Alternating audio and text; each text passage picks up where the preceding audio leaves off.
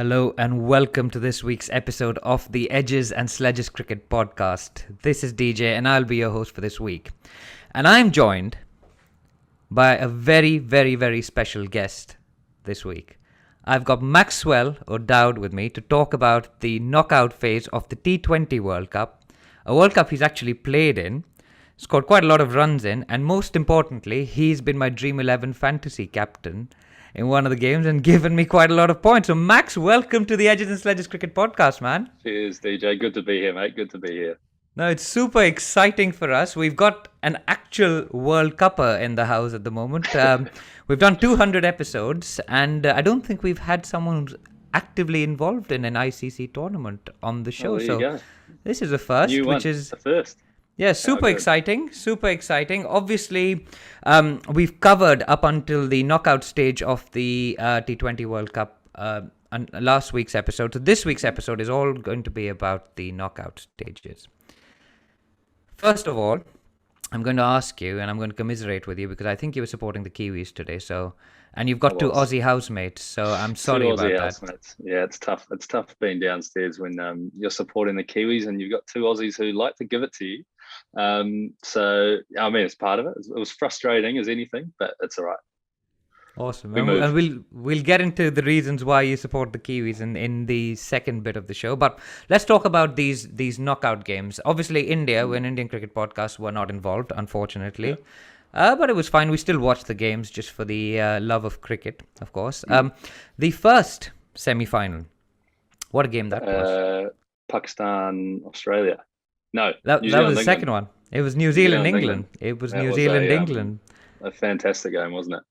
It's a cracking game. What did you make of that game? I thought, I mean, if you look at it, it's a classic example of staying calm under tough circumstances, which is what Daryl Mitchell did.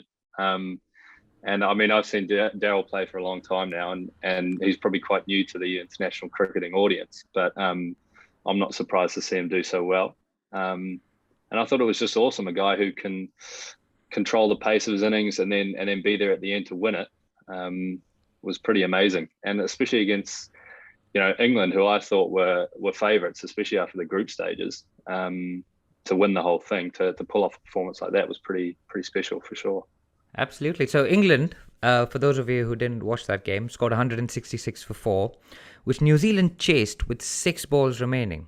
But at one stage, they were nowhere close to getting anywhere near that score because Daryl Mitchell, for the first 10 overs, couldn't hit it off the square. Now, being an international cricketer, how hard are those moments, Max? I'm telling you, I've been there plenty of times myself when you're just like, I completely forgotten how to bat, or that's what it must look like from the outside, and you're just internalizing the situation where you're out in the middle and the guys are bowling, and every time you think you're in a good position to hit the ball, you end up cueing the bottom of the bat or the outside edge, and you're just like, these guys must think I've forgotten how to bat. But it shows that over time, even if you're going at a run of ball, especially in Dubai and Abu Dhabi, guys are catching up towards the end of their innings. I think most guys are scoring just over 100 strike rate up until the 40s, and then once they hit that 40 to 50 mark, they kick on. And even Kane, today it was pretty special.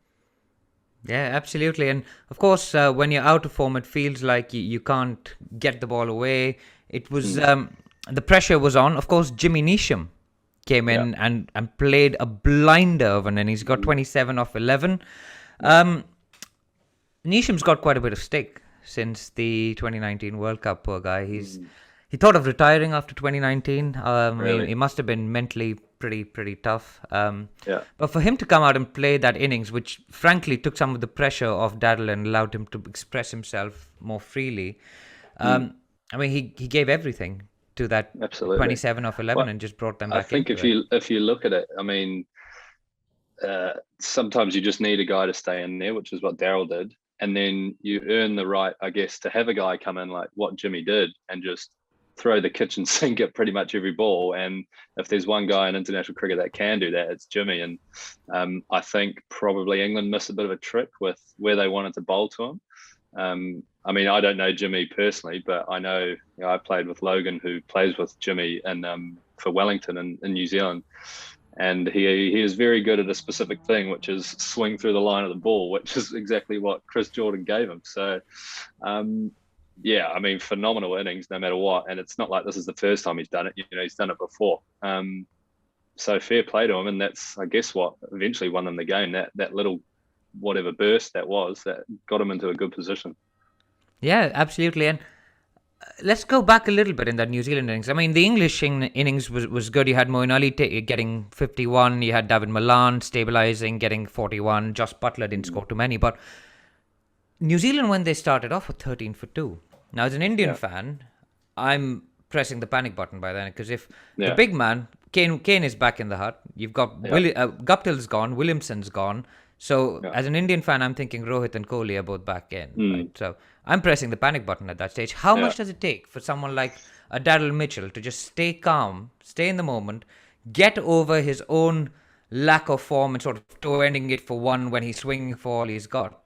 To just stay calm. And how is that something you can train yourself to do? Is that just that comes naturally? What's the old cliche form is temporary, class is permanent, or something along those lines? It's it's a perfect example of no matter how you're feeling throughout a tournament, if you have that belief and confidence in yourself, I feel like you can really take a game away at any stage. And Daryl's been doing that for a long time in New Zealand, and playing with confidence is what that New Zealand team has, in my opinion. They're full of guys who know what their role is and have a lot of clarity in the way they go about it. I mean, you look at Devin Conway come in, he's lit the world on fire, the international circuit anyway, with the way he's played.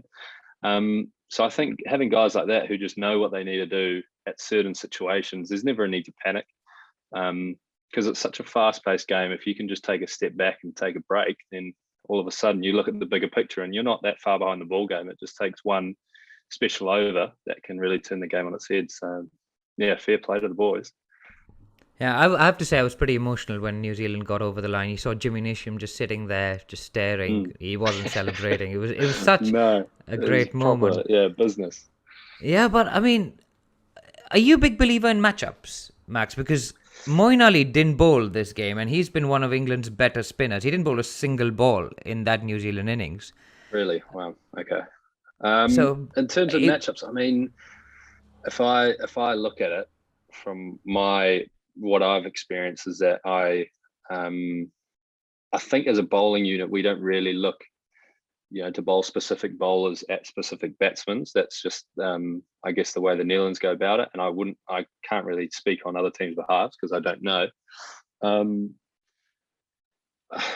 Well, the game's evolved so much nowadays as batsmen do different things. So I guess if you look at it, Moeen, it's hindsight, isn't it? It's a beautiful thing. I mean, Moeen could have bowled at Jimmy, and for all we know, he could have gone for 36, or he could have taken the wicket. So, I mean, I think it's just guys doing their job. And T20 cricket, like I said before, it's such a fast-paced game that anything can happen. We had it when we played Namibia, and we spoke to David Visa after the game, and he said there was that moment in our game where we lost was when David Visa just said, right, I'm going to take it on. And that was the moment, he was going to win them the game, or we were going to win that game if we got him out. So that was the turning point. So in terms of straight up matchups, I'm not sure. I think it's more of a bowler specific thing and what their plans are, and hope it works. So, because sometimes the batters can just bat better than you bowl, and vice versa.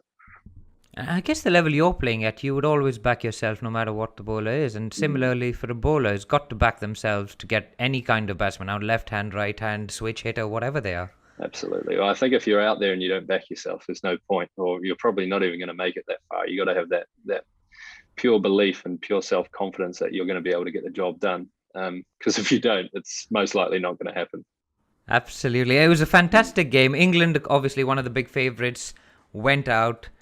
And if you thought that the first semi-final was good, you then had Pakistan-Australia, which was another bonkers game. We had Pakistan bat first, score 176 for 4. Rizwan, who's been in the ICU for the last 2 days, scores 67. Yeah, bizarre. he had a chest infection, and he just came out Yeah. the day before. I mean, Yeah. and you must have played before with injuries, but have you ever come out of ICU and scored No, I've 67 never or come out of 52? ICU. I've never been in the hospital a couple of nights before a game and come out in a World Cup semi-final and blazed a 70. No, that's for certain. So props to him. That's pretty special. Yeah, it was impressive. You had Fakhar Zaman score another 50, 176 for 4. But I Yeah. think what we have to talk about is this Aussie response. I mean, Mm. no one gave the Aussies a prayer before they were coming. They came into this tournament going, well, they're pretty good, but they don't give a shit about T20 cricket. They just play franchise cricket. Or look at India, look at Australia. They just play franchise cricket. They don't care about anything else. And for this bunch of players to come together, David Warner couldn't buy a run in the IPL. Rested, not allowed to leave the team hotel to join the team at the ground at one stage. One of the IPL greatest of all time batsmen, possibly, not on the field. Aaron Finch, captain, out of form. Mitch Marsh has been much maligned as well. But, I mean, obviously, we'll talk about the final later. Steve Smith dropped from Shane Warne's 11 because he bats too slowly. Glenn Maxwell had a good IPL, not getting runs for Australia. When he was getting runs for Australia, couldn't get runs in the IPL. But then you come to Marcus Stoinis. And love the Stoin. What a man. Do you know him well? Do you know? No, do you know I've never met him, but I'd love to. He sounds like an absolute rooster. So that's my dream, to play with the Stoin. He sounds amazing. So you better come to the Delhi Capitals, because that's where he's going to be. I'll play anywhere, mate. But yeah, this partnership between Marcus Stoinis gets 40 of 31. Matthew Wade gets 41 of 17. Taking Shaheen Shah Afridi for 3 consecutive sixes to finish the game. Yeah. Again, Australia won with an over to spare, but there was a point at which Australia were 90, I want to say they were 96 for 5 in the 13th over, chasing 176. Yeah. Was that a usual chase? I'm sure you watched it. Is that something you would expect a team to achieve? Or was that extraordinary? Well, I think from that position, you'll probably think Australia have got a long way to go. And they absolutely did. But once again, I just think people get it wrong with Australia a lot of the time in terms of, in the past, they used to come into tournaments as massive favourites. And this time, obviously not, due to multiple reasons. But if you just look at the Australian pedigree and the guys that play for them, I think they would really relish that underdog kind of title and go, well, you know what, get stuff. We're a much better team than that, and they are. So I mean, did I think it was an amazing chase? Absolutely. Did I think it was out of their hands? No, because I know Australia and I know the way they play. And I was listening actually to Stoinis's podcast on the Grade Cricketer this morning, and he was what was he talking about? He was talking about what MS Dhoni does when Stoinis walks out to bat, and he goes, normally Stoinis likes to take his time when he walks in, see a couple balls and then take it deep, which he did against Pakistan. He started pretty slowly, but once again, a guy who stays calm and just takes it through the end can win you a game. And then just like the New Zealand-England semi-final, you have one guy come in that do something special, which is exactly what Matty Wade did. And boy, was that special, that's for sure. He was dropped in the outfield by Hasan Ali. Now, having played everyone's played some level of cricket, and when you've dropped a catch, it's never a good feeling. But dropping that catch, and to see your team go out of a tournament they've absolutely dominated, beating India for the first time ever in 12 years. I actually had a friend who doesn't watch much cricket and said, didn't Pakistan win the World Cup recently? I was like, no, they just beat India for the first time. He's like, oh, I thought it was all over social media. What's going on? Yeah. But Hasan Ali, what was he feeling in that moment? It's a pretty bad feeling, but I think Babar Azam mentioned as well that if he hadn't dropped that catch, they might have won. It's a bit harsh from your captain. No, mate. I mean, those are the fine lines of cricket, isn't it? I mean, we play, especially, playing for India and playing for Pakistan are two completely different things than playing for New Zealand, playing for the Netherlands. There's a different, pressure that comes with it. So everything's amplified, whether you do well or you don't do well. And to be honest, man, like, I felt so sorry for him when he dropped that catch, because we've all dropped catches. We know what it's like, and it's not like he's run there to go, "Oh, I'm going to drop this catch." He's obviously tried to get there, and he's just dropped it, and that's part of the game. And he's just happened to drop it at probably the worst moment in time. So yeah, I mean, if you look at it, he probably did that. That moment may have cost him the game, but you never know. And to be fair, it was always written in the stars the way Wade was batting. He was smacking it, and I think, to be fair, Australia deserved it from the work they'd done. I feel sorry for him. I feel extremely sorry for him. It's a tough world we live in as professional sportsmen, but even more so if you represent Pakistan or India, I think. Absolutely. And what Matthew Wade? Some people would have said that Alex Carey should be playing this World Cup given his big hitting prowess, but Matthew Wade shut a few people up, didn't he, with that I think 241 so. strike rate? Yeah, from what we see, he looks pretty, like he gets stuck in, he's running around doing crazy things, and he's a proper, I don't want to say battler, because battler is a term we use for guys who aren't very good, but he is a proper fighter. He gets stuck in and wants to do well for his country, which, I'm glad he did that. Well, not about the final, but we move. We'll talk about that soon. Yeah, absolutely. I mean, I think it's a thing with Australian wicket keepers. They fight hard, and they've always been pretty feisty, including in the Test arena, although that's been backfiring of late with Tim Paine. Anyway, we'll now talk about the final, Max. That's just taken place today. Australia have won their first ever T20 World Cup. Much excitement amongst their fans, much excitement amongst the podcasters. The Great Cricketers, one of them, of course. It would be quite a podcast, I think. That would come so. Because they haven't won anything for 6 years, so it's pretty good for them. But first up, Devin Conway. How big a miss was him? Was he from this final for the Kiwi perspective? Apparently, he broke his hand or sprained his wrist hitting his bat after getting out. Now, again, as an active cricketer, I have to ask you, is this something you've done? Put your hand through a locker like Ben Stokes or something like that? I've never physically hurt myself. Someone else, maybe? I don't know. No, I've seen people do it for sure. But I'm normally, I wouldn't say I'm calm when I get out, but I'm more of a glove thrower because it won't break my stuff. I like keeping my stuff semi intact. But no, I'm extremely surprised that he managed to break his hand, because they said that it was from when he punched his bat, but I've watched it back and it's like he hit the face of the bat, and they said he broke something in between his knuckles. So I mean, I don't know how he's managed to do it. But yeah, I guess that's part of it, because I mean, I also don't know Devin, but I know guys who know him. And he is the kindest, most humble soul, and an amazing person. So that's what I've been told anyway. And I don't think he's the type that would go inside and punch up a locker or punch a brick wall, even though you never know, semi-final emotions, but I don't think so. So very strange, but huge miss. In my opinion, one of New Zealand's best batsmen, has been the best batsman in New Zealand across all formats. First class one day T20s in New Zealand for the last however long, 4 years or so. And he's taken the world by storm the way he's batted. And yeah, huge miss, massive miss. Okay, so he was out. Tim Seifert was in instead. The Kiwis lost the toss and were put into bat. Now let's talk a little bit about this toss, Max. Apparently, so in the Super 12 stage and the knockout stage, 5 out of 24 games have been won by the team that batted first. Yeah. Well, that tells you something, doesn't it? I mean, when you're playing, what does that mean to you? When do you feel a bit deflated when you've been, or what are the chances? I mean, is it 55-45 or 65-35, 60-40 once you've been put into bat? Is there...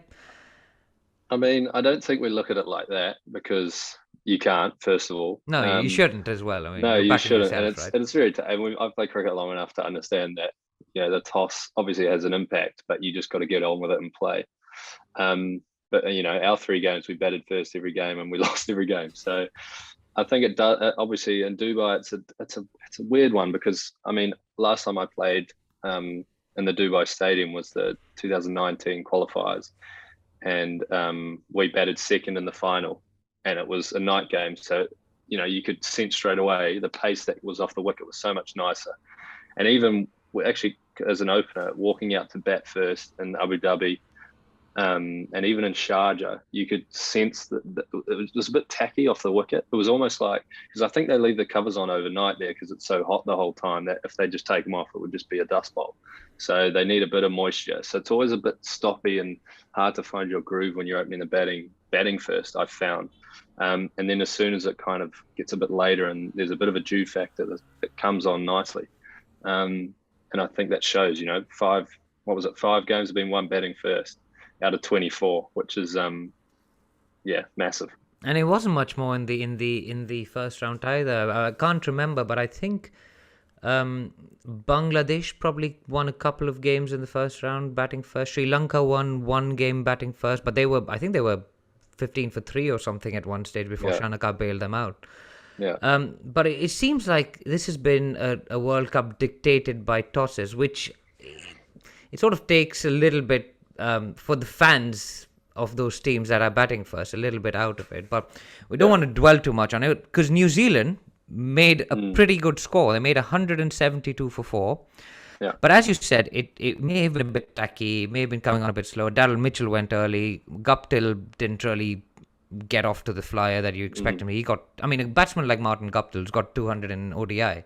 He's got 28 of 35, right? So there's something happening there. Yeah, he can bat. Yeah. And then you saw Kane Williamson, who'd stayed in batting at a run a ball, just explode once it seemed like the dew was coming down.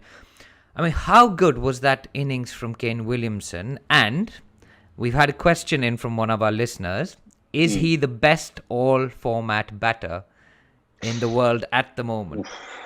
It's controversial, Max. Go for it. It's very controversial. I might become a bit biased. No, Kane, it's a normal knock for Kane. Kane does that all the time. He does stuff like that. No, the knock was, phenomenal. Once again, a guy taking his time. I think we just had our PCR test to fly to South Africa, and we were watching the game as we were driving back. And we saw Mitchell get out, and then Kane took his time, and we were just going, "Come on, Kane, we need you here, Kane. This is your time. Steady the ship and bring us back." And he something you see from Kane quite often, just pure composure from the man in charge, and then just taking every opportunity that came his way. When there was an option to hit the ball for 6, he did it, and he had a little bit of luck. But I mean, apart from that, it was flawless. And in terms of the best all-format batsman, I mean, there's in my opinion, there's 3. You've got Bubba, you've got Kohli, and you've got Kane. And I've been watching Bubba this whole tournament, and he's been phenomenal. I just love the way he bats.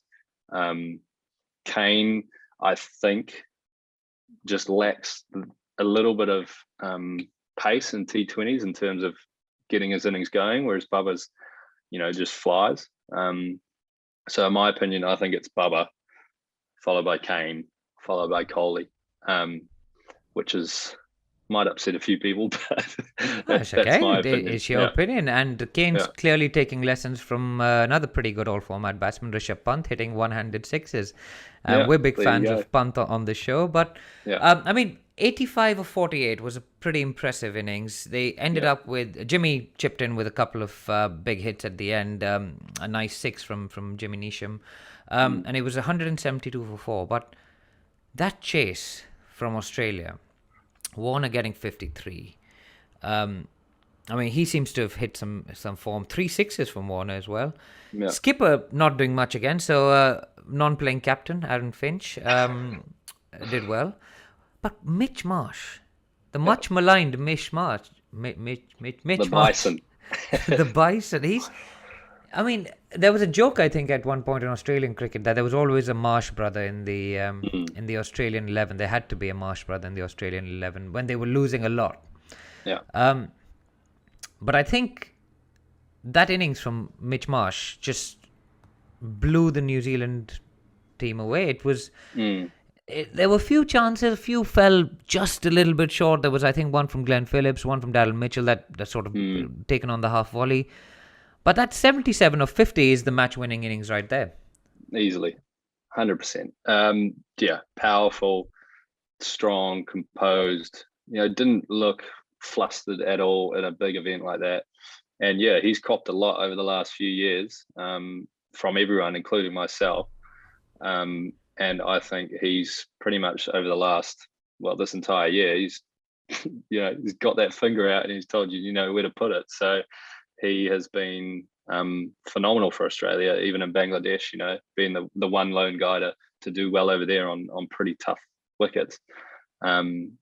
And yeah, to do it for Australia on the biggest stage when everyone pretty much thought they weren't a chance, to do that is pretty amazing, and hats off to him. That was a pretty special effort.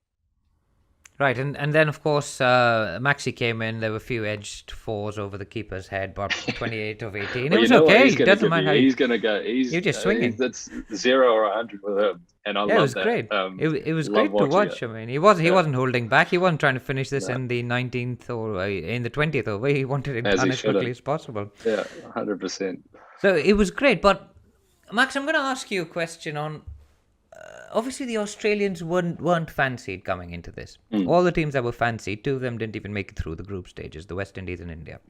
Yeah. Pakistan were unpredictable. You didn't know where they were going to end up. They made it through. England were probably the only team that played true to form, made it through.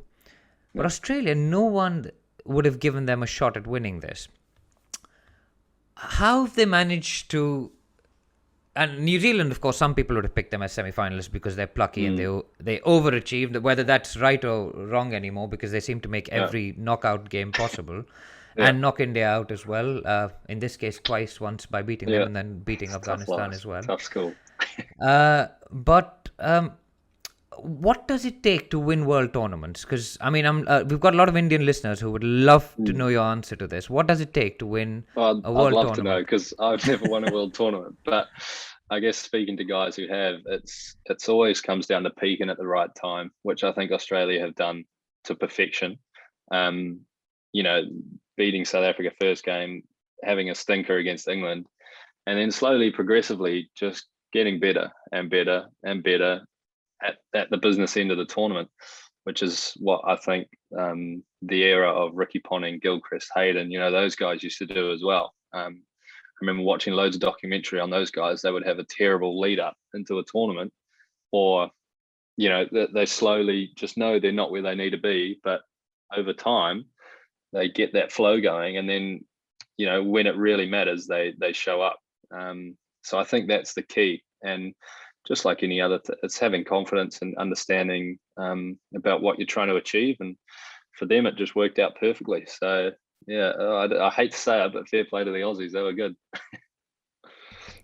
Yeah, and congratulations to all the Australian listeners that we have, or people who support Australia. It was, having grown up in the 2000s, this is bringing back some pretty scarring memories of India getting thrashed by Australia. Australia thrashing everyone pretty much. Yeah. But yeah, this was a pretty elite performance in a way. So clearly Justin Langer's new management mantra has worked: elite honesty and eliteness and whatever else. So congratulations to those guys. After Sandpaper Gate, this is the most exciting thing that's happened to that team. So good for them. Yeah, absolutely. Okay.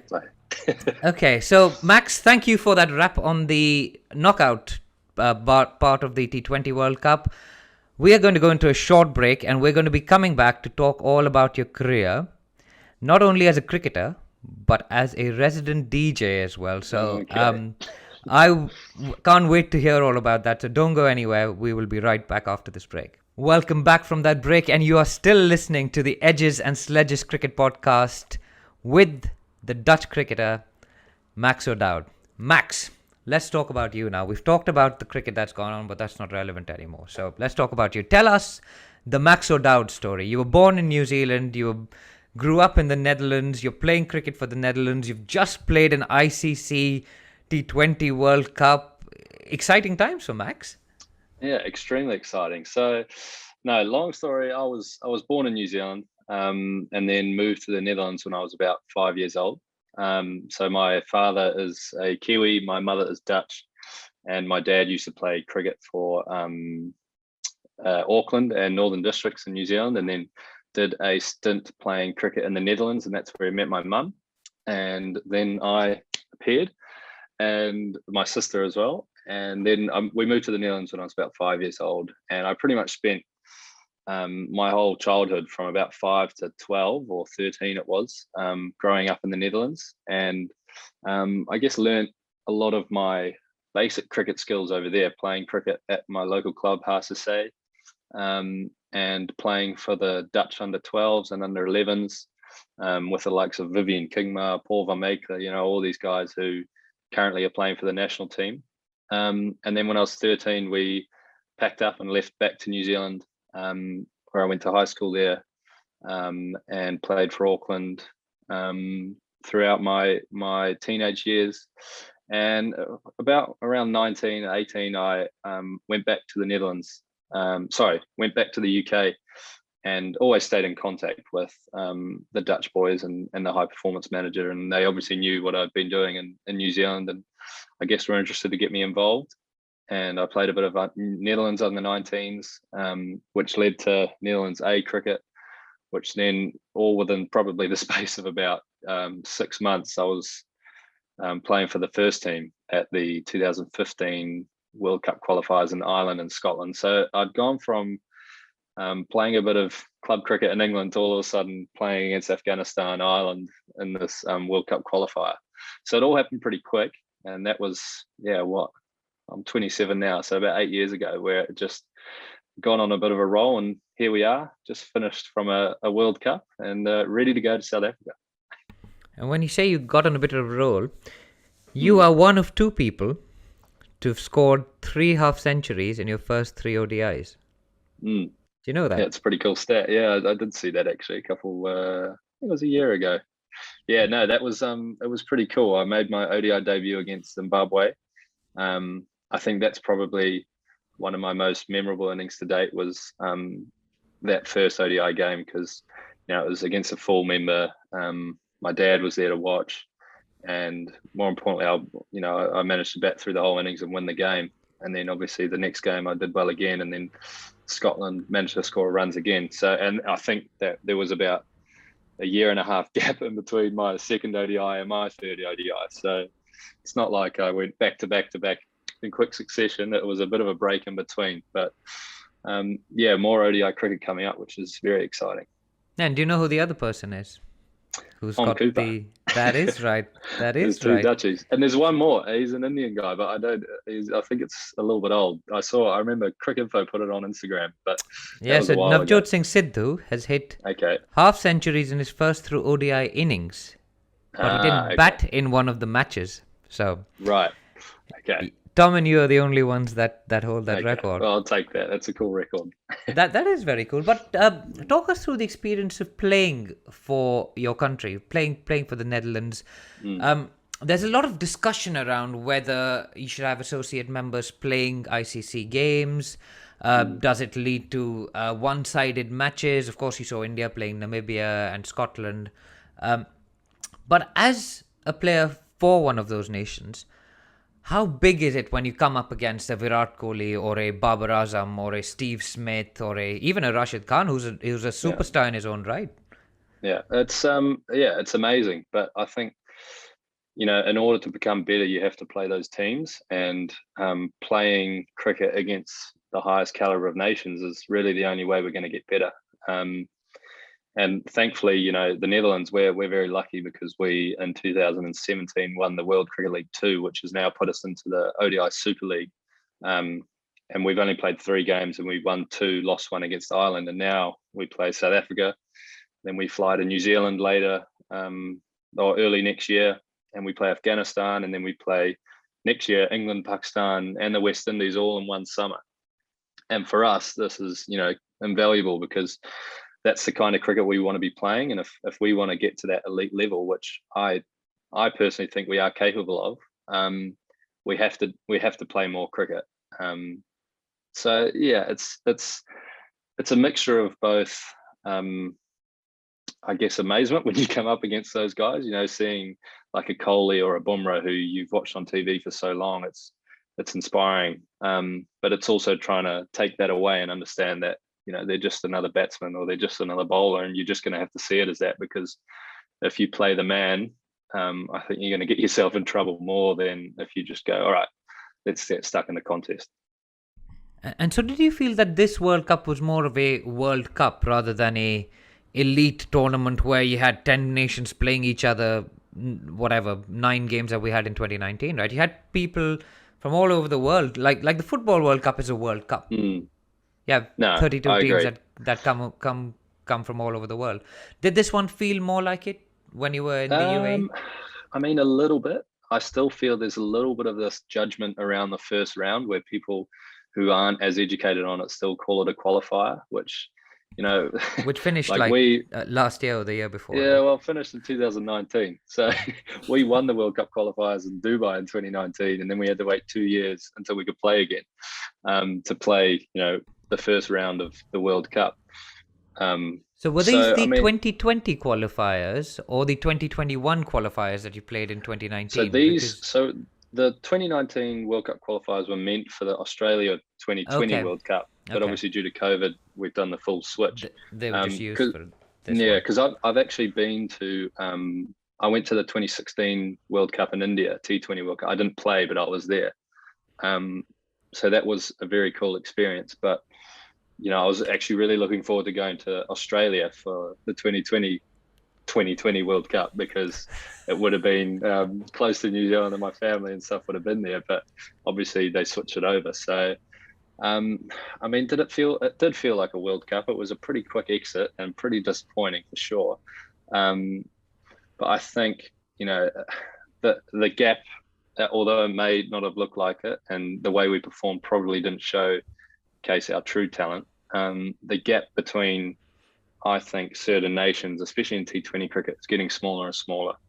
Like we consider ourselves to be one of the top associates, and Scotland have shown that on their day they can really get going and beat a lot of teams. So I mean, in terms of it being a World Cup, yeah, I think it was a World Cup. I'd still like to see maybe an extra 2 teams, because I think the next 2 teams down are just as good.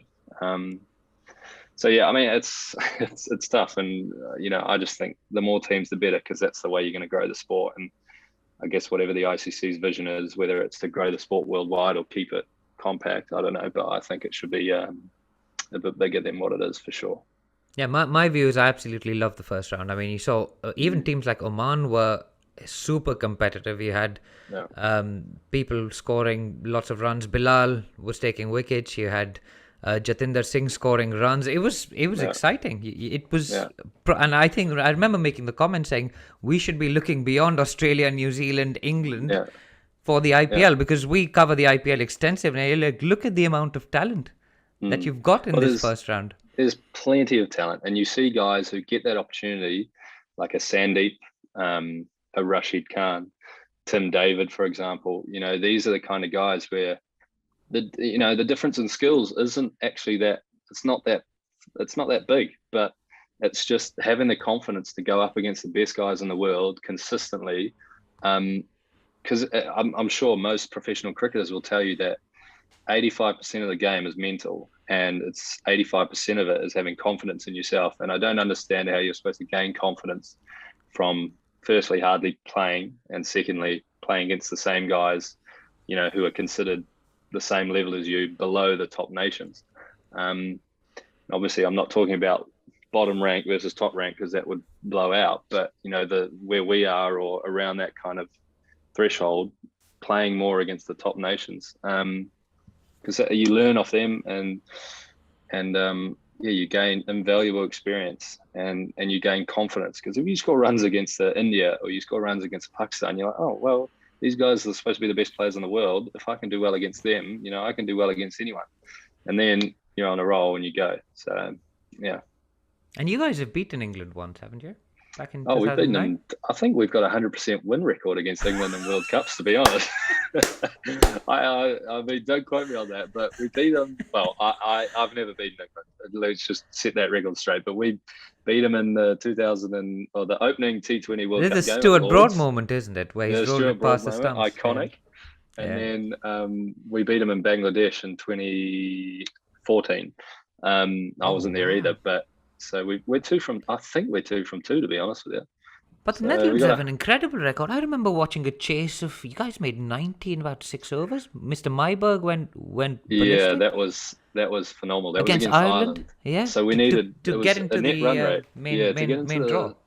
the main draw, the Super 12s. I think we needed to chase 190 in 13 overs or something like that. So you're just like, there's absolutely no chances of that happening. But Steph And it went was the ballistic. highest power play score in the history of T20 cricket. I I think remember so. watching Yeah, that actually over here yeah, and just saying, Stephen Myberg can bat. I'm glad I have yeah. him in my fantasy cricket team. There you go. But Max, you mentioned those names. You mentioned Sandeep, you mentioned Rashid Khan, you mentioned Tim David. They've all got IPL gigs. Yeah. When are we adding Max O'Dowd to that list? And with the auction coming up, right? The mega auction's coming up. If you had a choice, and we've got a question in on Discord from Obama Chan Studios, which IPL team, if you had a choice, that is, of course you don't, If I but had a choice. we want to create controversy, which is why we're going to ask you these questions. Which IPL team and captain would you like to play for? If you had to nominate one other player from your country, who would it be? So you've got to pick amongst your mates and pick your favorite IPL captain and team as well. Okay. So Okay. not a difficult not a difficult task at all. No, it's tough. Okay, so I mean, I wouldn't say I've thought about it, but I have definitely dreamt about playing IPL, and one of my dreams was very vivid. I was walking out to bat, and I was walking out to bat with Kohli for RCB, and I got out to the middle, and I was taking guard, and Bumrah was ready at the top of his mark, and as I took guard, it didn't quite feel right. And I was like, "What is going on?" And I looked down at my feet, and I had no shoes on, so I was barefoot out in the middle. And I was thinking, "Oh no!" Like I'm out here on my IPL debut with Kohli opening the batting. Bumrah's at the top of his mark, and I've got, I left my shoes in the bloody change room, so I've gone running off to get my shoes, and I can't remember who was umpiring. He was like, "Mate, you're about to get timed out. You need to sort yourself out." And of course, I got my shoes on, couldn't do my laces up. Finally got them on, ran out, and then as I ran out, I woke up as I was about to face my first ball. So for me, playing for those boys would probably be the number one. RCB, mainly because I know the physio as well, Evan Speechley, he's our Dutch team physio, and Nav was our masseuse as well during the World Cup. So two pretty cool people. But yeah, playing for RCB would be a dream. Wearing the red, it looks pretty cool. And playing with Kohli, AB, Maxi, all those boys would be pretty special. And if I had to choose one player, I think who also had a very good World Cup, Freddie Klaassen. He left arm bowler, played for Manchester in the 100, was probably Kent's best white ball bowler in the recent T20 Blast. So these are the kind of guys, that have shown they can do it. So I'd probably go Freddie Klaassen as well. The Max and Fred take over the IPL, RCB. Absolutely brilliant. We do hope that you get a gig soon because the auction's coming up. Cool. We've got to look beyond the same set of players. There's been a few retirements. The big boys, Gale and Bravo, have retired from international T20 cricket. Can't see them going on for much longer. Bravo's just won yet another IPL, so surely he's got enough trophies in his cabinet. So hopefully it's time for a new wave of champions to come in. Would be pretty cool. Absolutely. But speaking of DJs, DJ Bravo and DJ Max O'Dowd. That's the one. What's this? Have you got a DJ name or is it? Not really, to be honest. It's just my name, Maxwell. I think I wouldn't put DJ Maxwell. Just Maxwell normally. Okay. Yeah, that's my name. And so how have you got into DJing? And I think you were saying that if you didn't get an IPL contract, God forbid, you'd be happy to be the resident DJ. Now, the guys that we've been hearing in the T20 World Cup, do you think you can match their energy?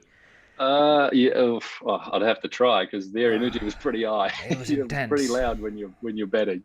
Yeah. Okay. No, so I got into it pretty much through just a love of music. Really, my parents, my mum's a Dutch woman, and the Dutch love their house music. So mum and dad, I guess, kind of introduced that to me when I was young, and my sister loves it as well. So for me, it's always just been a part of the music I listened to when I grew up.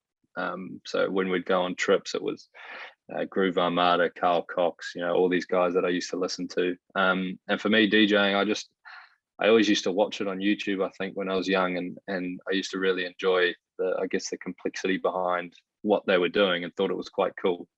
And then when I was about 12, I just downloaded an app on my laptop and started playing around and kind of learnt the basics of it. And pretty much since then, I've been DJing, for a hobby. I don't take it very seriously.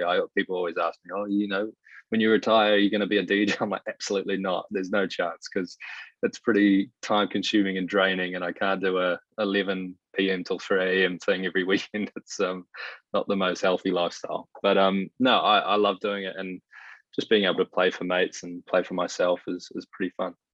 Wait, but you carry your stuff around with you? Yeah, so I've got like a portable controller, which I bought it recently. Okay. I upgraded, and this was the thing. I brought it to the World Cup, and I was all excited, and I had my 7-day quarantine in one of the hotels, and pulled all my stuff out, plonked it down. I was like, all right, I'm ready to go. Got my USBs, plugged them in, and then I looked, and I'd left the power cord back home, so I just had this big useless piece of equipment sitting in front of me with no ability to play music on it, because I left the power cord at home.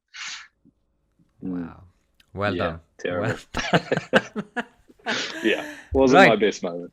Yeah, but Max, tell us more about sledging. We call edges and sledges.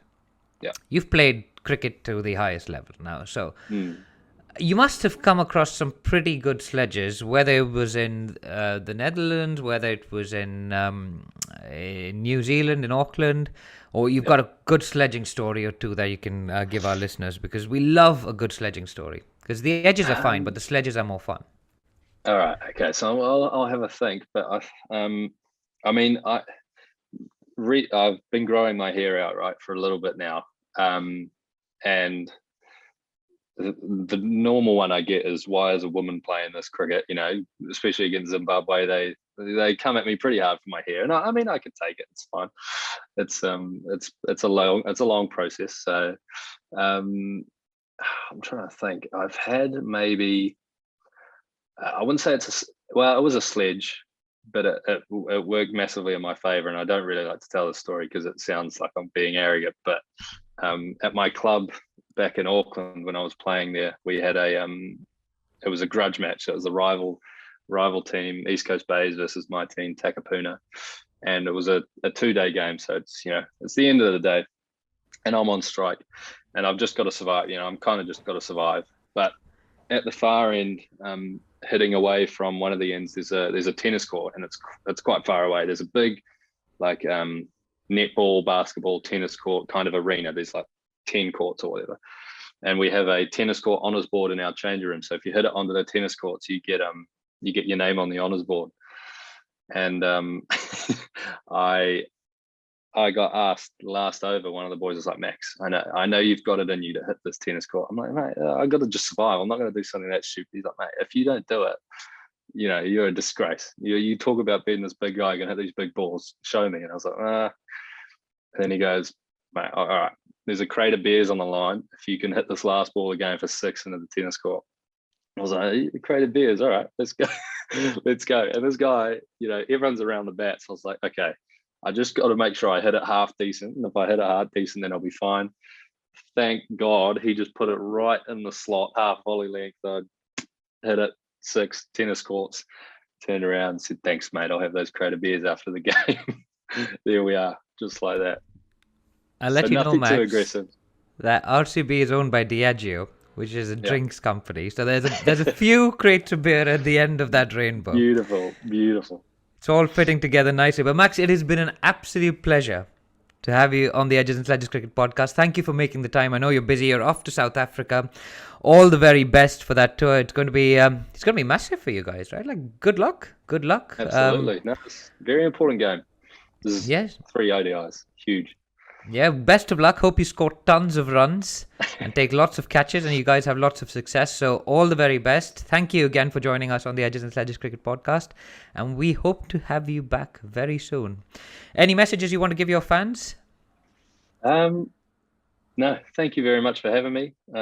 Keep supporting the boys in orange. I think that's the most important thing. And really advocate for associate cricket because it's such a great game. Absolutely. And on that note, we're going into our next break and we will see you on the other side. Thanks again, Max. Awesome. Thanks, mate. Welcome back from that break. And we've been speaking to Maxwell O'Dowd, Netherlands cricketer.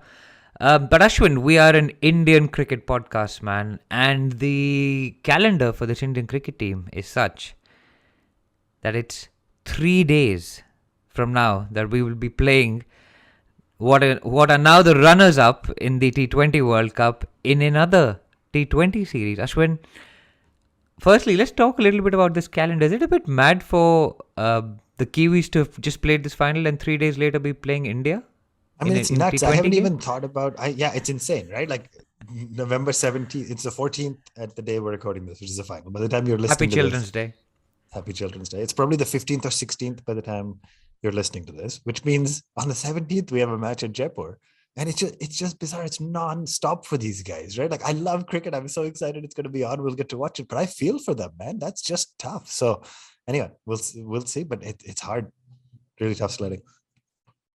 Yeah, but we do have confirmation. Nikhil Chopra hinted at it last week. We recorded, obviously, before the announcement came through.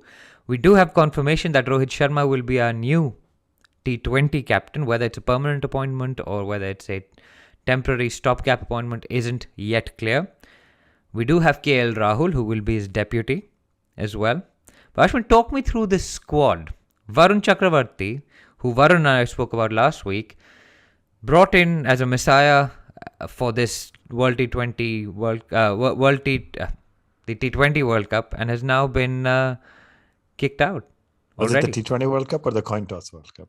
Ooh. Okay. Anyway, I've already created enough of a stir on that. But yeah, you've just tweeted that as well. Nice. Well, yes. Good stuff. Just to make it clear, who's operating the Twitter account at this point? No, it's mostly you. So we'll assume our listeners essentially assume it is you. So it's good. Anyway. Yeah, so talk me through that squad, right? Like, there's been a few major omissions. Of course, Virat Kohli isn't in that squad. But yeah, talk me through that squad. Talk me what you thought about the announcement and the new leadership group. Yeah, I mean, of course, honestly, no real surprise about Rohit, right? He was inevitable. It was always likely to be him at the helm. Happy that Virat gets a little bit of a break. This was the choice he made. I expect he's not done as a T20 international batsman for India, but we've seen him do this before. He's taken breaks from series and hasn't played, and Rohit is captain before. What's different now is this is Rohit's quote-unquote permanent appointment as skipper, which I think will be good for the side. So you think Kohli will be back as a T20 batsman? I think he'll be back as a This is not the end of the road for Kohli. Okay, no, fair. Not as a batsman. It's the end of the road of him as a skipper, which he announced. Voluntary. Correct. Excited to see Iyer in the mix, back in the mix, and also Ruturaj, obviously, as a batsman, right? So great that he's in there. Continuity with Sky, Rahul, Pant, Kishan is good. I think it's an interesting decision we've made to bring.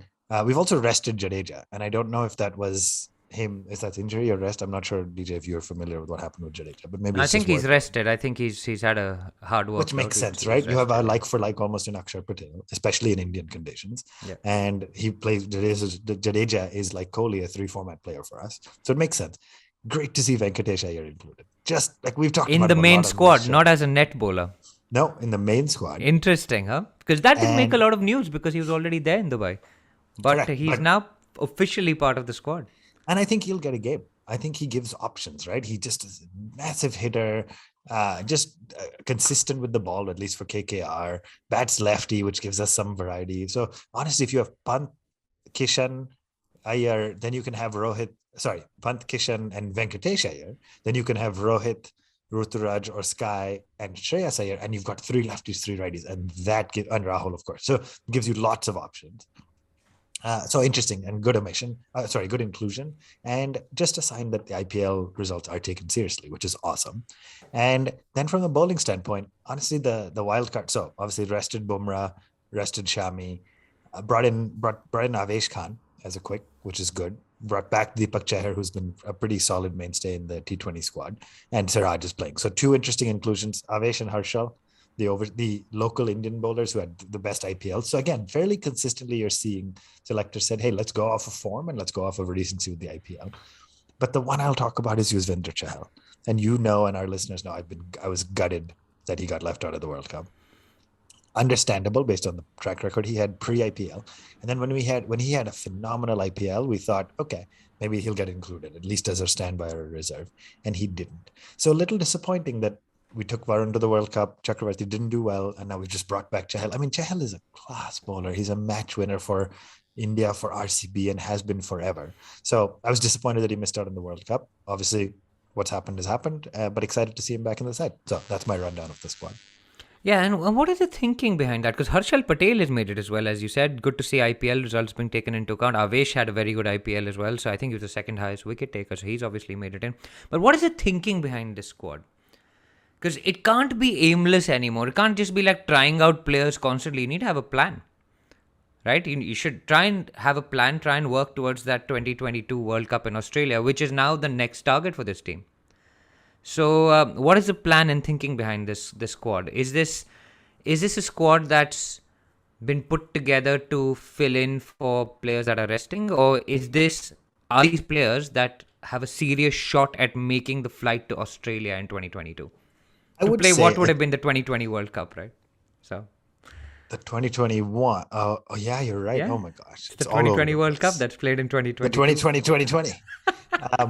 Which Varun loved to say. Look, I think it's a little bit of both. If I look at the quick bowlers, I think you're just filling gaps, right? Even though we didn't have a great World Cup, let's be honest, most of that was poor performance with the bat. I think our quicks did well. I don't think you're currently looking for replacements for Bumrah.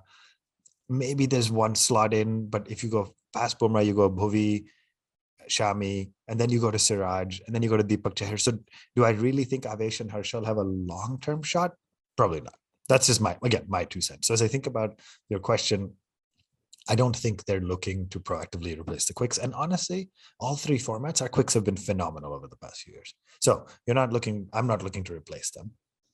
I think as you look at the gaps that we're looking to fill potentially, right? One, as you think about our batting, Gaikwad could give us an option at the top of the order, right? So that's one. Do we need any more options at the top of the order? I mean, we didn't do well, right? Yeah. So you were great on paper, and we did great against Namibia, Afghanistan, and Scotland. Like that's a fantastic World Cup to write home about. Right? But none of that matters, right? You need to do well against Pakistan and New Zealand, like, period. So Gaikwad, but again, I don't know if Gaikwad is yet being considered as a long-term contender. I think if Gaikwad has a good series against New Zealand, gets selected against South Africa, and then has another good IPL, that's what it will take. That's how hard it is to break through as a batter in India's setup. I think Venkatesh Iyer is the really interesting wild card. I think that number 6 slot, Hardik had a couple good outings with the bat, but I think somebody who can consistently bat, a lefty who can consistently bat well and give you options with the ball in Australia will be an asset. And let's look at Australia, right? They just won the World Cup, obviously.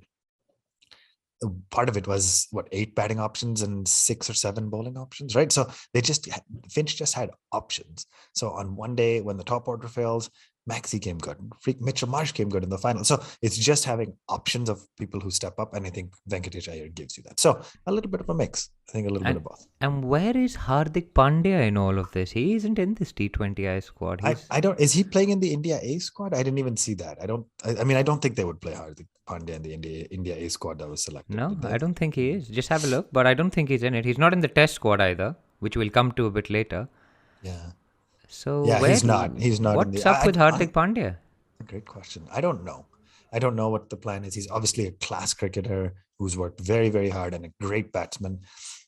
I think again, we've asked this question many times. I'm going to ask it one more time. But when you do the soul searching on Hardik Pandya, does he really qualify as a full-time number 6 or 7 batsman who can hit really big? I mean, maybe, but potentially not with the kind of batting depth India has. And so unless he's giving you consistently at least 2 overs in a T20, it's going to be tricky for him. So I think Venkatesh Iyer is banging down the doors. Now, Pandya's much more experienced, but it's going to be interesting. Some fans, after seeing Jaydev Unadkat's latest tweet, on Twitter who saw him batting actually have said that Jaydev's a better all-rounder than Hardik Pandya. Oh my gosh! I mean, it's pretty impressive actually. Some of the shots that Jaydev not got unleashed. So maybe that's his way back into the Indian. I haven't team. watched it yet, and I'm okay with that for now. We obviously wish Jaydev well because he was one of the first Indian cricketers to make it onto our show. So. Honestly, you put me on the spot a little by asking me my favorite memory from the 200 last week when I joined unexpectedly, but that was one of them for me. Yeah, it was a brilliant magnificent episode. I just loved. We was early in the lockdown. It was just magnificent to chat with the guy. Just such a wonderful guy. And he was so humble and down to earth, right? And I think that really it made us quite emotional because we'd made all these jokes about the Rajasthan we all paying do, right? money for him as a money laundering scam and all of that rubbish. But yeah. Anyway. So okay. T20I squad we've done. Okay. Let's find out what you think about our chances in this T20I series. And is it going to be relevant if we beat New Zealand 3-0 after losing to them in every match that has mattered in the last 18 years? I don't think so. Honestly, 18 years. Yeah, you're not wrong. You had really extreme. I thought you were going to talk about the last couple. Yeah, they've beaten us in every knockout game, in every ICC tournament since 2003. The last time we beat them was 2003. And before that, we lost the ICC knockout trophy final to them in 2000. Oh my gosh. We are horrendous against them in ICC tournaments. I mean, look, we talked about this up front a little, but full credit to New Zealand, where to make the 2015 ODI finals, come up short. 2019 ODI finals, come up short. 2021 T20 World Cup finals, come up short. And obviously win the World Test Championship. Obviously an unbelievable side. So we don't need to belabor that. I don't think it changes anything. We could win 3-0 and we'll say, oh yeah, but it was in Jaipur and Kolkata and stuff. And New Zealand were fatigued. India played some fresh legs. I don't think it'll matter, honestly. I hope we win 3-0. I hope we start to focus. It's more for me about the strategy and building the team. And to your point, building a path towards the next World Cup than it is about being able to win 3-0 and say, oh, look, we beat the finalists at home 3-0. It's a bilateral series. It's fine. Anyway, I mean, we'd beaten them 5-0 at home the last time I think we played them, so it made no difference. But there's no question India, I'm sorry, just to close this thought, there's no question India's a quality side. We just haven't found how to win knockout matches. There's just, we had a bad World Cup. Nobody's saying India's a bad side or doesn't have the ability to beat this New Zealand side or Australia or anybody on their day. We just haven't found the ability to bring our best in important knockout games. That's all it is. So anyway. And I'm starting to think that maybe New Zealand can only beat India in knockout games. They bring their best when it matters. Yeah, honestly, they've beaten us in the World Test Championship final, but they haven't won anything other than that. Yeah, they've been too heartbreaking, man. If you're a Kiwi fan today, I do feel for you. But anyway, let's move on. Let's move on to the World... well, it's not the World Test Championship. It's the next round of the World Test Championship, right? And it gets underway with India playing New Zealand, which seems like a familiar sort of... Picking up where we left off, man. After the World Test Championship final back in June, May, June, sometime. Can't remember. Forgotten. Erased. But Kohli isn't playing the first test, right? Rohit isn't playing the first test match. So we've got... Pant is not playing the first test match either. So we've got three big omissions. Ajinkya Rahane is going to be leading the side. Cheteshwar Pujara will be vice captain. So another bit of a snub to Ravichandran Ashwin. I don't know what he has to do to get a leadership role in this side, man. But anyway, you've got Rahul, Mayank, Shubman, Saha. Interesting new face in Shreyas Iyer. Ashwin, talk me through the logic behind that selection, because the man who's missed out, ostensibly, like for like, is Hanuma Vihari. And we're big fans of Hanuma Vihari on this show. We've even called ourselves the Hanuma Vihari show, keeping a promise that we made after the Sydney Test match. That was the last Test innings that Hanuma Vihari's played. Averages over 60 in first-class cricket. He's given everything to this team. Is it fair to have omitted him from a home Test series in favour of newer blood? And the second question is Shreyas Iyer the right person to be picking instead of Hanuma Vihari? Yeah, it's a tough question, right? Let's start by saying Rohit, Pant, Bumrah and Shami were rested. And those are four mainstays of our lineup, right? And then of course Kohli's not available for the first match. So 4 guys rested. So it makes sense to bring in young blood. etc. Like Rohit and Pant were not dropped. They made a very clear announcement about that. I think you asked me a tough question because I don't think there's quote unquote fair when it comes to national cricket selection and playing for your team, right? Like you can argue, many people over the years have argued they deserved it or domestic records have been great. And there's a million different ways to think about it. So I don't know what's fair. What I do know is, in my opinion, because it's opinion, right? Selection is opinion. If it was just a numbers game, then we wouldn't have selectors. You'd have an algorithm that was sorting everybody's stats, some sort of smart statistics thing that would just spit out the 15 players who got selected. But Is that a dig at crick quiz or? Okay. Anyway, it wasn't intended to be, but you like to take digs at cricket. I don't know about fair. I think it's very, very, very harsh. I would have absolutely selected him. He's earned his side. I think just something not right about how it was handled, because immediately as there was starting to be uproar about why didn't Vihari get selected, he got added last minute to the India A squad to make sure so you never know what's happening behind the scenes. There's always so many moving pieces, etc. But so a little disappointing, a little gutted for him. But I do like the look of our side, right? In the absence of Rohit and Pant, I love inclusion of Shreyas Iyer. Yes, I'm a little bit biased because he's, was at least the Delhi Capital skipper for a long time, but he's a class player, right? So if you look at Rahane, Pujara, Mayank, Gill, and Iyer as your top five, that's solid. That's a solid lineup. Then you have Rahul somewhere in there. I guess Rahul will open. So I didn't go in order, but Rahul will open. With Mayank. Yeah, Rahul. So going in order, Rahul and Mayank, Pujara at 3, probably Gill maybe at 4, because that's what we've talked about his long-term. You bat him at 5 if his long-term position is going to be 5. Maybe bat him 5. Maybe Iyer at 4, Gill at 5. It's just a solid looking side, right? And then you've got some combination of Ashwin, Jadeja as 2 spinners. You'll play. I don't know. Did you just leave our captain out, Rahane? No, I said him. I said Rahane. Rahane at 4. Oh, I did. I must. When I was going in order, I must have. This is great. Clearly, I pre-thought this through. Okay. Wait, Rahul and Mayank. Open. Rahul, Mayank, Pujara, Rahane. Has to be. Rahane batted 4 Pujara in Australia. 3, Rahane 4. Gill 5. Gill 5. And so then Iyer maybe fits in. Iyer can't bat at 6. So Iyer will come in based on. Yeah. I guess maybe Iyer at 6. We're probably going to play Jadeja 6, Saha 7, Ashwin 8. And then you play some combination of Ishant, Siraj, and Jayant as your last 3. Because I assume we're going to play 3. And maybe that's the answer, because Vihari would not have got a game. Yeah. So play him in the A squad, give him game. Play him in the A squad. Yeah, he doesn't slot into that side if you don't play 6 batsmen. Although, arguably, he's the one pushing our captain for his slot. It's crazy. It's all about team composition and strategy, right? Like it's not just about ranking players and saying these are our best 11. You got to pick your best number 1 and 2, your best number 5, your best number 7, and that's what makes Test cricket so amazing. I'm done with this T20 stuff. We'll watch 3 more T20s, but I'm excited for the Test series. I can guarantee you, Varun would have dropped Rahane from the squad and had Vihari batting 4. There is no question about it. Guaranteed. No question. No. But yeah, nice to see Jayant Yadav back. He's got a Test 100. Ishant Sharma is still in. Umesh, one of your favorites, is still here. Prasidh Krishna gets a look in as well. Interesting. Akshar Patel, I think in Jadeja's presence, he's not going to get a game. But obviously, 27 wickets in the last series he played, right, against England to run through their side. So, yeah, I don't see the Kiwis putting up much of a fight here, guys. Sorry. It's going to be a bit of a clean sweep. 2-0, I think, for the Indian team. But anyway, that is the Indian squad. Any other news? Ravi Shastri did an interview with Arnab, which was pretty interesting. He said that he's been taking the tracer bullet for the team for the last 7 years.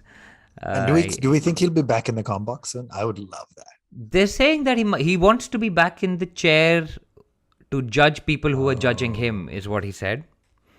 Really? Yeah.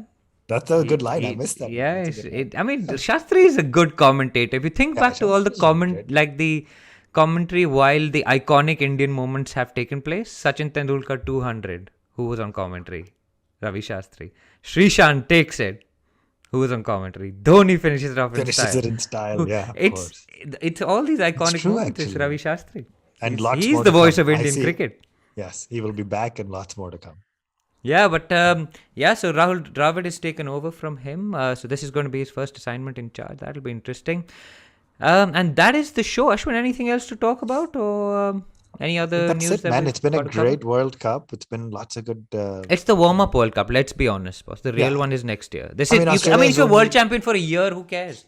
less Who than a year. cares? It'll be a few months, man. It'll be done. Nobody cares. cares? Australia, No one well cares. played, good, fine, but we're ready for Yeah, 2022. the It's gonna worst be. T20 side to win a World Cup. I think this But may it's go been down as the fun. worst It's been a T20 fun side. kind of last 3 months. I was thinking through IPL going straight into the World Cup. It's been a lot of fun. I think I need a little bit of a break every Saturday and Sunday morning. In my times when I've been waking up, it's between 5 a.m. and 6, 7 a.m. to watch games. And so it'll be nice to get some sleep, get back to normal life. And then the test match start, which is at 10 p.m. my time. So I'll be up all night again. So this is just the life of a cricketer. What test matches? India, New Zealand, they start at 10 p.m. my time. 10 p.m. is it's It'll be 4 in the India morning time. for you, Yeah, it's which is actually actually really not early bad. for me. I get to It's watch not like bad. the second, You can watch the second and third sessions. Yeah, Yeah, which is If I get up really early or my neighbors make a lot of noise or something, I get up That's and it. watch the cricket then. Yes, Anyway, guys, that is the show. Write in with your comments and your thoughts on One Tip One Hand and Twitter, Facebook, and Instagram. And we will see you next week talking all about India versus New Zealand. So leave us a review and leave us a rating, and we will see you next week. This is the Edges and Sledges Cricket Podcast signing off. IVM.